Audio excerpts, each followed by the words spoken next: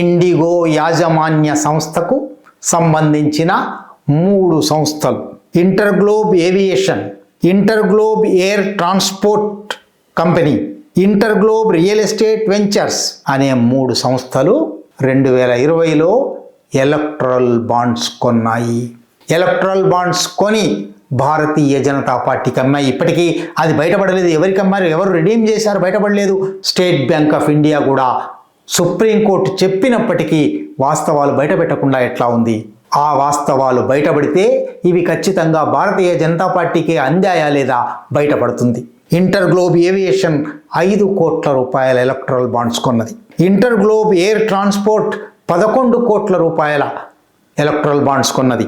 InterGlobe real estate ventures 20 కోట్ల రూపాయల electoral bonds కొన్నది.